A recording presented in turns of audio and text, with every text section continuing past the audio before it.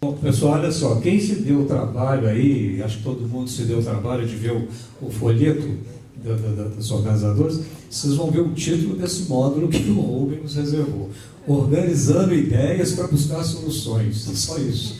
Então, o que me chama a atenção aqui é o seguinte: vamos dividir esse tema, esse desafio. E eu perguntei para ele: tem que levar PowerPoint? Não, tem que levar PowerPoint não. É organizar as ideias que estão no ar em busca de soluções. Isso é fácil.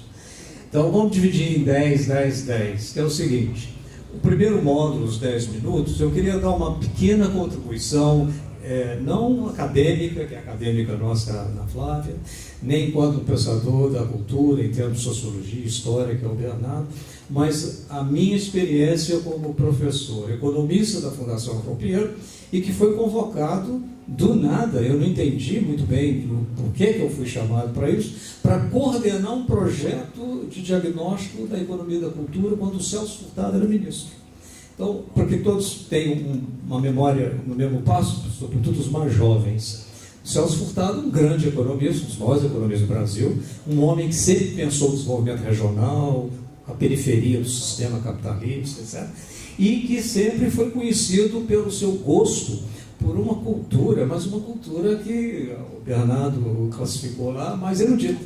Um homem educado na alta elite do Nordeste, embora uma pessoa de esquerda, e identificado com a ópera, os grandes concertos, etc, etc. Quando veio aí a nova república, então ele foi chamado para ser o ministro da Cultura. Não demorou, secretária, nem 2 meses para que ele desse conta de que ele não tinha orçamento, ele tinha dinheiro nenhum, não tem. E o ministério era recém-criado, né? E também não demorou nem 2 meses para que se desse conta dessa realidade do Bernardo nos apontou, do enorme universo que mesmo o Mink novinho estava lá, poxa, mas do patrimônio, do IFAM, dos museus, dos teatros, da Biblioteca Nacional, etc, etc. E ele, sem recurso, como economista, o que ele pensou? Exato. Vamos pensar essa coisa em termos econômicos e ver como é que eu estabeleço uma pauta com os outros ministros. E a Ludmila ainda está aqui conosco? Quem está falando em conexão, Ludmila, o primeiro foi ele, mas não era nem com a educação. Ele queria uma conexão da cultura com todos. Ele tinha uma convicção que a agenda da cultura não podia ficar lá no MINC. Ele teria que ter uma pauta da cultura com o ministro da Indústria e Comércio. Hoje não existe mais o Ministério da Indústria e Comércio, porque ele teria uma conversa sobre exportação de bens culturais, importação de bens culturais, os mercados que a Globo estava conquistando na Europa em novelas, e os impactos do balanço de pagamento derivado de importação de equipamentos, luzes para iluminar o palco, sei lá o que, etc. Então ele queria uma conexão com todas as políticas públicas. E, do ponto de vista econômico, ele diz assim: eu tenho que ter uma ideia de como é essa pauta. Eu não vou falar com o ministro da Saúde sobre ópera, porque não tem o menor sentido. Então eu quero ter uma pauta econômica, e eu quero saber o que a cultura impacta o balanço de pagamento do Brasil, eu quero saber em termos de exportação, e eu quero saber o que ela impacta em termos de importação. Então, quando nós temos ainda tem aquela feira, ou matéria na França, acho que é em Cannes, do disco, ainda existe? Mesmo tendo mais disco? Uma feira da indústria musical, né? Mas antes era disco, né? Era da indústria fonográfica, né? Ia todo mundo para lá com os seus CDs e tal. Então, era muito aquela ideia de que nós teríamos que ter uma inserção internacional. Midem. Era ter uma ideia de que a gente tinha de ter uma inserção internacional econômica da cultura brasileira. No Midem, na indústria fonográfica, nos festivais de cinema, nas novelas e na indústria editorial. Nós tínhamos então uma crise, ainda temos, está acabando com as indústrias que editam e que as plataformas de edição do livro papel, como é que o tempo mudou, hein? Hoje os falam mesmo e-book, né? Mas na época se preocupava com o fato de que elas estavam indo para Cuba ou para países mais periféricos então do Brasil. Essa era uma pauta. A outra pauta era: isso gera emprego, né? E com todas as complicações do emprego que é gerado na cultura, sazonalidade, informalidade, etc, etc. Mas tem que se fazer um esforço para aquilatar isso daí. Gera renda, isso deve gerar imposto, apesar da informalidade. Enfim, aí o Renato, nós fomos então encarregados de fazer o PIB da indústria cultural. Olha só a encrenca. Nós, economistas, e aqui está na Flávia para não me deixar mentir nem exagerar, nós, economistas, a nossa geração não tinha a menor ideia do que era cultura de massa, indústria cultural e etc. Isso é uma agenda fora da gente. Mal nós estávamos com um pezinho em meio ambiente. Lembra que também nós não trabalhávamos questões ambientais, né? As funções de produção, terra, capital, trabalho, terra, recursos ambientais, era uma coisa take for granted, estava lá. Agora que tem essa preocupação, que não é um estoque infindável, que você tem que tratar isso como fator de produção.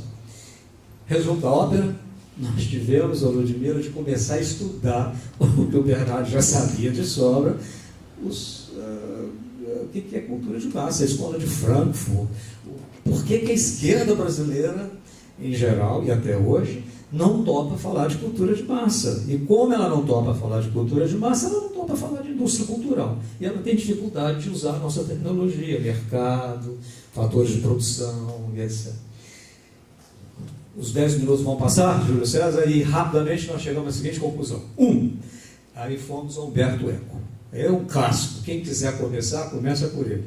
Que chama Apocalípticos e Integrados ante a Cultura de Massa.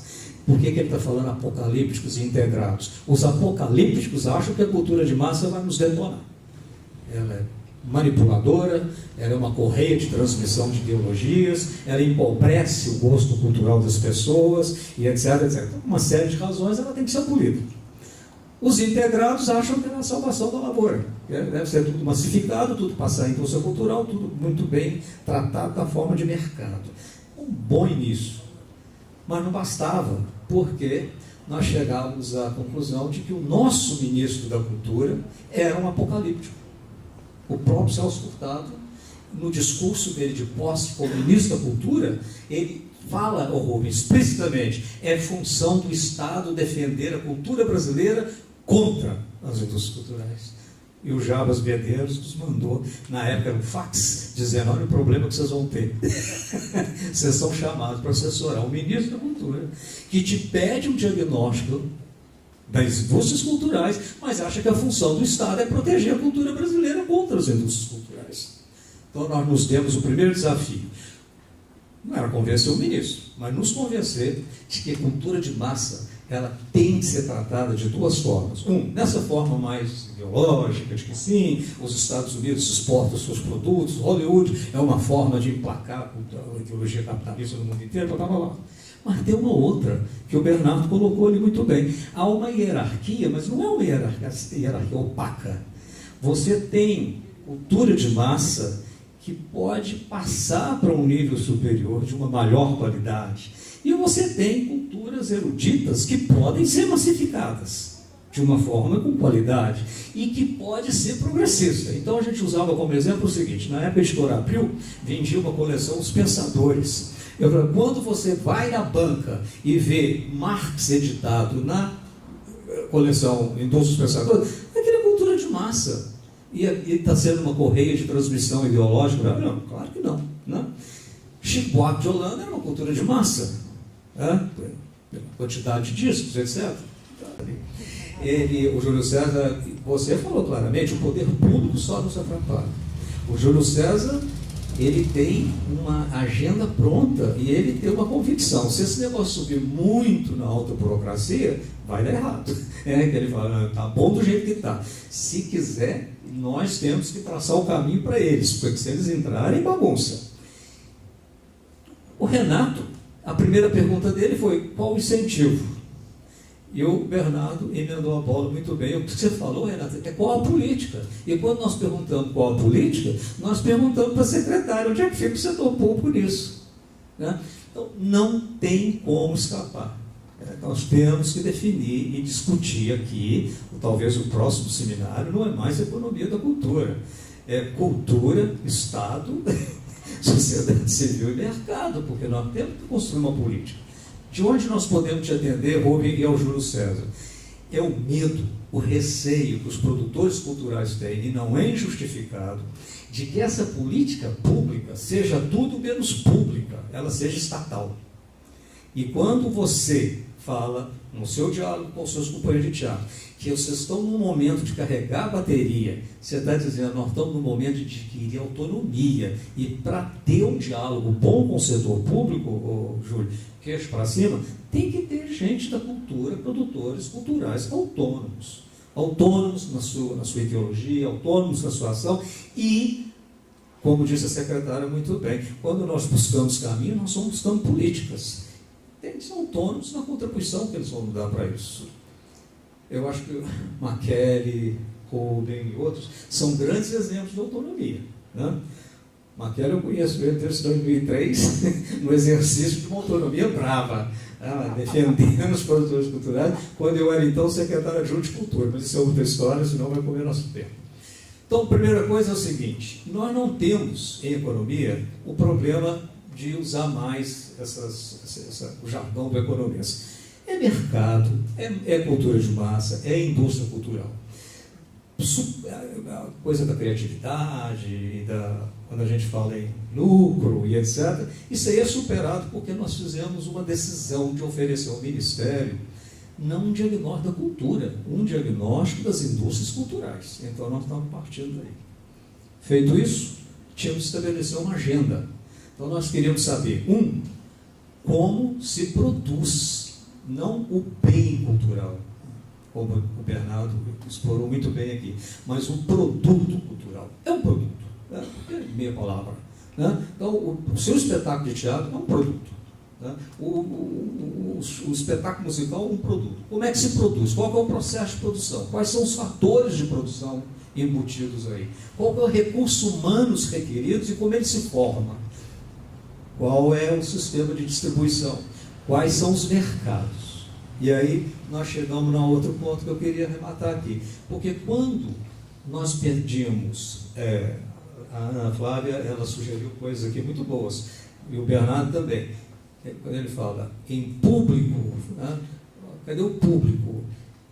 Você criou aquela história do Celso Furtado, distribuição de renda e distribuição de tempo. Eu vou introduzir uma terceira perna no tripé. É formação de plateia, secretária. Pode ter renda, pode ter tempo. Mas se a plateia não foi formada, o festival de dança vai ser um fracasso. Né? As pessoas não entendem o código da dança. E aqui a dança é um bom exemplo. Eu vim aqui e aprendi muito. Vocês podem ser um grande polo de dança em Minas Gerais, e aí você transfere, em termos de política pública, uma parcela disso para o Estado e para a União também. Porque interessa ao Brasil polos de dança. Né? E fugir da sinuca de bico que a dança contemporânea enfrenta em Belo Horizonte, onde nós temos um campeão, que é o corpo, um vice-campeão que está desaparecendo, que é o primeiro ato, e vários pequenos grupos, camaleão e etc., o nascimento, né, batalhando para sobreviver. Então, quer dizer, Belo Horizonte definitivamente é uma derrota, é um caso de derrota em matéria de política para a dança contemporânea. Né? Não tem plateia. Não tem público.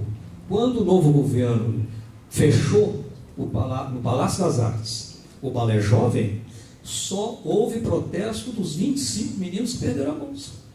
Ninguém mais sentiu falta da coisa. Ninguém foi solidário com aquilo. Talvez um ou outro tenha pressa.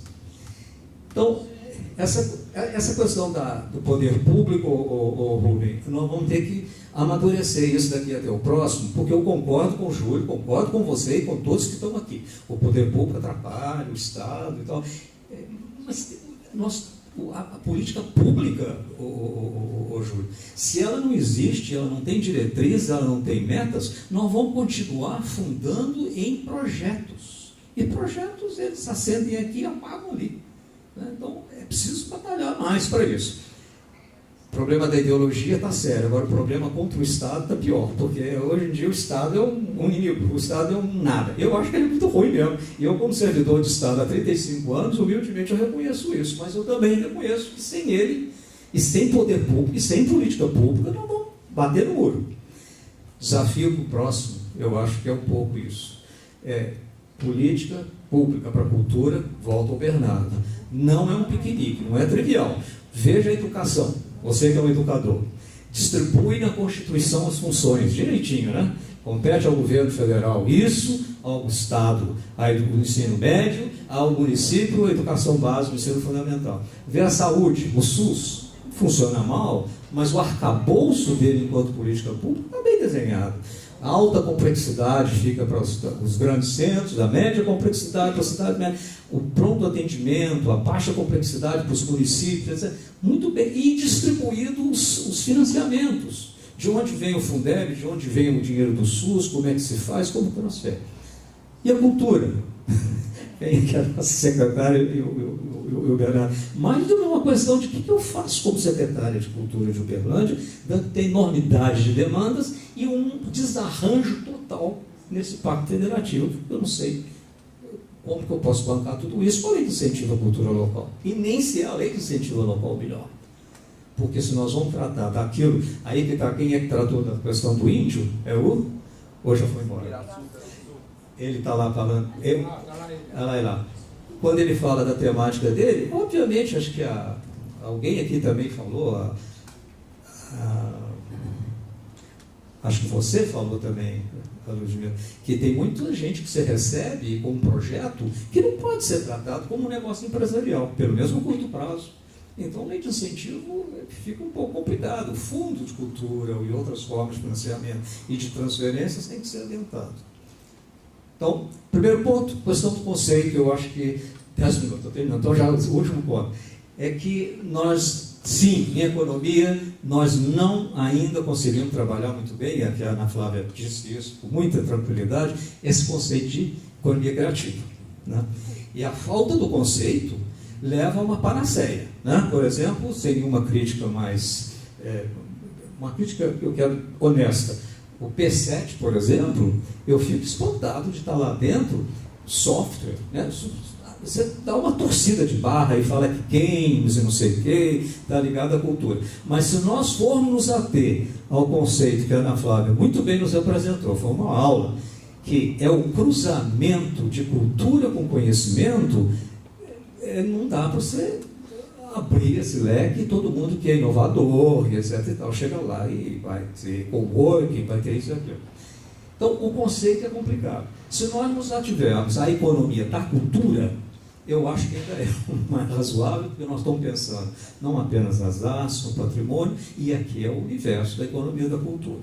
Agora, concordo que não há cenário hoje e amanhã, curto, médio prazo, não é para Uberlândia, é para Belo Horizonte, para fazer uma política para a dança contemporânea e que todos sejam profissionais auto-remunerados pelo mercado. Mas que isso pode ser um horizonte. Você pode trabalhar para isso.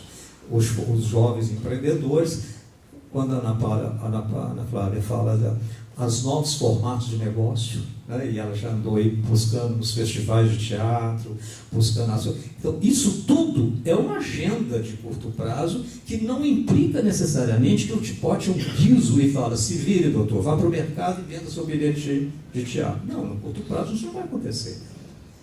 Últimos 8 minutos, então. Agora, os últimos 8 minutos, secretária, voltando à questão do mercado. Mercado. Tem gente que gosta de falar formação de plateia, de público. Eu vou dizer mercado, porque é mercado. Não há saída, e aí é uma monotonia isso, se nós não caminharmos na conexão com a educação.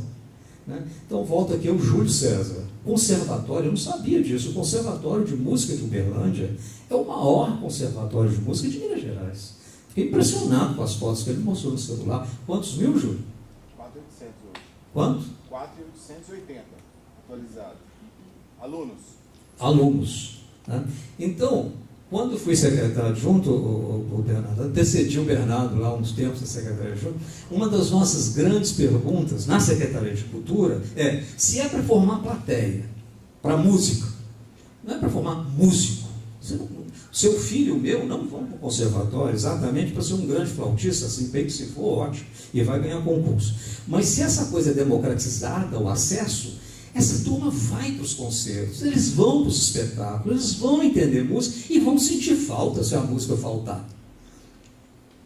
Então, na secretaria, nós falamos, qual o instrumento que nós temos, Maquera? Nós temos um bom instrumento que são os conservatórios, são 12, mas eles não estão conosco, estão com a educação, e a educação nos ignora na política. Né? E o Júlio mal tem um contato com a educação, ele até prefere. Ele vai estar muito bom, ele vai, tá bom, assim do jeito que está. Nesse caso da formação de plateia, secretário, cada um, e o Rubem concorda comigo, Renato, e o incentivo grande que o Estado pode dar, poder público e etc., nas 3 instâncias, é começar a trabalhar com o pessoal da dança, da música, do teatro, das artes plásticas, cadê do food truck? Começar a entender e divulgar a gastronomia nossa, etc., pela educação, pela formação. Agora, ninguém vai dar conta de uma receita universal. Eu não vou conseguir falar para alguém, mesmo sendo você uma grande personagem da dança, como é que se forma a plateia na música orquestral. Então, todos vão ter que sentar com você, com a secretária de Educação, com todos da educação e etc., e amarrar isso daí. Segundo, o poder público, no curto prazo, ele tem que dar conta da infraestrutura. Você falou muito disso daí. Então, por exemplo, uma cidade do porte de Uberlândia tem o seu teatro municipal, mas o Teatro Rondon não está funcionando, porque não abriu uma porta, ou não fechou uma porta, não sei o quê, realmente fica uma coisa assim muito ruim. Né? Então, essa infraestrutura, e o teatro, eu sei, é da alçada do Estado, porque está ligado a uma escola. Então, a infraestrutura, ela tem que estar presente como agenda, e ela vale para todo mundo. A infraestrutura para a dança, a infraestrutura para os espetáculos, a infraestrutura para a gastronomia, de food truck, etc. Formação de plateia, a infraestrutura, a lei de incentivo, com um pouco de financiamento e com essa competência que você está mostrando, de ter um distanciamento dos interesses corporativos, de olhar mais o entorno, já é de bom tamanho. Para encerrar, o que mais me impressionava quando nós estávamos na secretaria, era que os produtores culturais, eles ainda não conseguem entender aquilo que um seu antecessor, uma das secretarias, o MINC, vou me lembrar o nome dele agora mesmo, ele chamava o seguinte: nós na cultura, ao contrário da saúde, da educação, ou de quem fabrica carro, etc., nós temos que julgar nas 2 posições. Você produz, mas você tem que pensar também no seu consumidor. Você tem que ajudar a formar o mercado. O mercado não está lá, ele não está garantido. Então você tem que entrar com isso aí, a política pública que tem que fazer. E ele usava a expressão, sabe qual era, Ludmila? É a seguinte: os dentistas não precisam pensar no mercado porque o dente dói. Mas os produtores culturais, o povo não tem dor de dente cultural, tem que provocar dor de dente cultural no povo, na sociedade, e em todas as classes. E quando eu digo em todas as classes, já acabou meu tempo? Não? Vai acabar? Eu recorro aqui, eu vou contar o santo, não vou contar o milagre, por uma questão diplomática. Palácio das Artes pegou fogo. Aí nós tínhamos então uma associação lá dos amigos do Palácio das Artes, Marcos Coimbra teve um grande papel. Arregaçamos a manga, não tinha lei de incentivo, não tinha nada, não tinha maneira, não tinha nada. E tinha um congresso à vista que teria que se realizar no Palácio das Artes.